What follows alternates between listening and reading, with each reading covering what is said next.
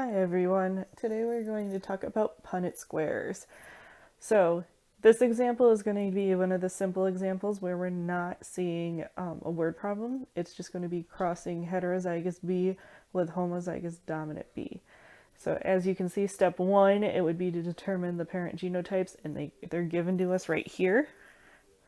So we can go ahead with step two and step three. So step two would be putting one on the side. So I'll just put the first one on the side. And step three would be putting them on the top. Step four would be to actually perform the cross.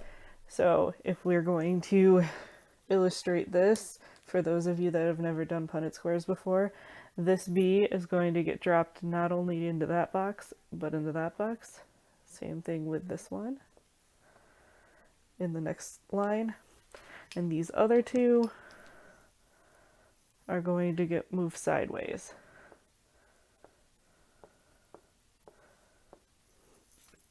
So what will happen in each box, each will get two letters. So this one will be big B, big B. This one will also be big B, big B.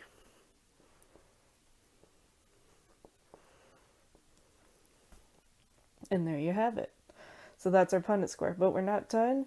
Remember our other steps, we have to list out the frequencies or the chances. So for genotypes, we have 1, 2, so 2 out of 4, which is 50%. For big B, big B. And we have 1, 2 out of 4, big B, small b, which is again 50% if you're doing fractions. Keep in mind you could reduce these to 1/2 for those of you that don't like to see these fractions like that. Now for phenotypes, they didn't give us what physical trait we were looking at, so we would just do how many of them have the dominant trait, so dominant versus recessive. So this one has a big B, so we know he has a dominant trait because he has at least one. Again, at least one, at least one, at least one. So 4 out of 4, or 100% for the dominant phenotype,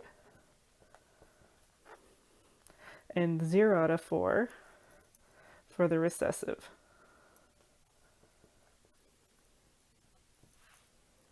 A couple is having a child, both parents are heterozygous, and were born with an extra digit at birth, which is known as polydactyly. Polydactyly is a dominant trait over the normal number of digits. What is the chance that the child will not have polydactyly? So we need to unpack all of that information. So in the first sentence it says, okay, the people are having a child. The second one says both parents are heterozygous. So we know that they have to have one capital and one lowercase. Since this problem didn't give us a letter to use, I'm going to use, let's use the letter F. So it's going to be a capital and lowercase for each because they are both heterozygous. So then we know we have to cross in our Punnett square that. So then if we want to move over to our Punnett square,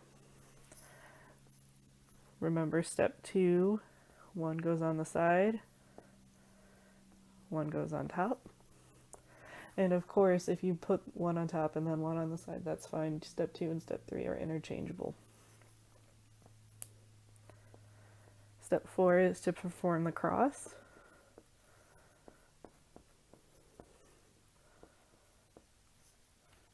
And then we get to step 5. So step 5, we are looking for the chance that the child does not have polydactyly. So we are going to list out first the genotype and the phenotypes.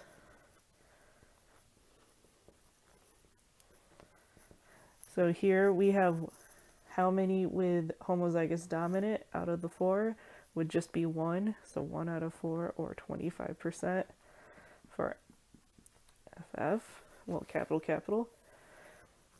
Then how many are heterozygous? 1, 2, which would be 50% for those of you being fancy and using percents. And then how many are homozygous recessive. We only had one left. So again, that would be 25%. Now for phenotypes, again, we have to see which one has the dominant trait and which one has the recessive trait. So remember, dominant means it has at least one capital allele. So this one has at least one capital allele. So that's 1, 2, and 3. So 3 out of 4, or 75%, will have the dominant trait, which is polydactyly, or an extra finger, or toe in any case. And then since we had 3 out of 4, that means we only have 1 out of 4, or 25% for normal digits. Now, going back to our question for step 6, it's saying what is the chance that the child will not have polydactyly? So if we're looking for the chance that they don't have polydactyly, we're looking for them to be normal, which would be this. So your answer is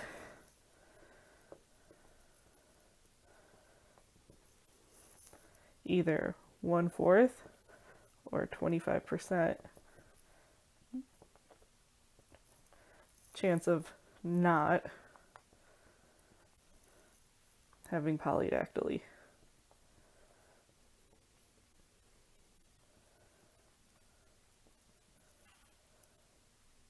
All right, so that's one example. If you're still confused, see the other examples. So this one, for my students that are watching this goes with the first one on that Google form for today's assignment.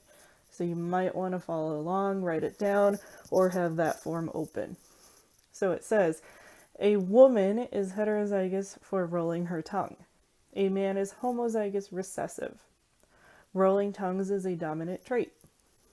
What are the chances that future children can roll their tongues, or their future children can roll their tongues?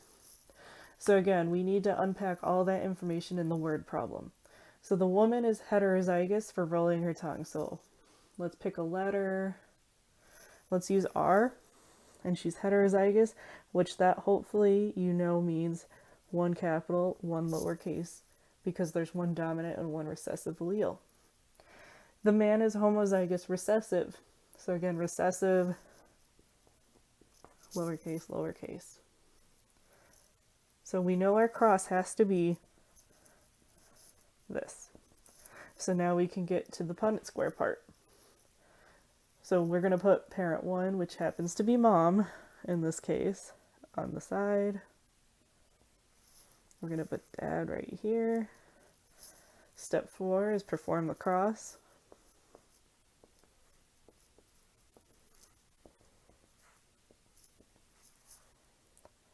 And now we can move on to step 5, where we list out our genotypes and phenotypes.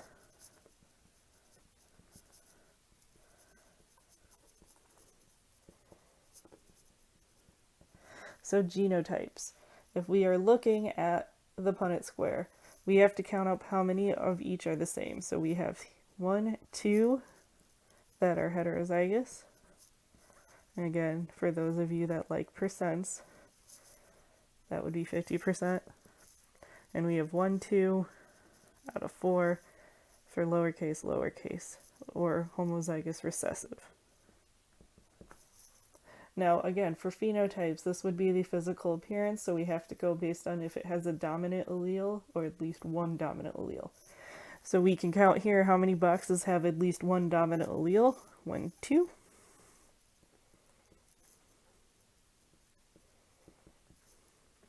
So 50% can roll their tongue.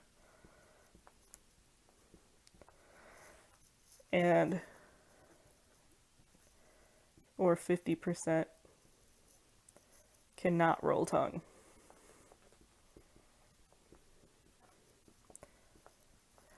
So if we go on to step 6, our question was, what are the chances that their future children can roll their tongue? So answer is 50%, or it's a 50% chance that the children would be able to roll their tongue.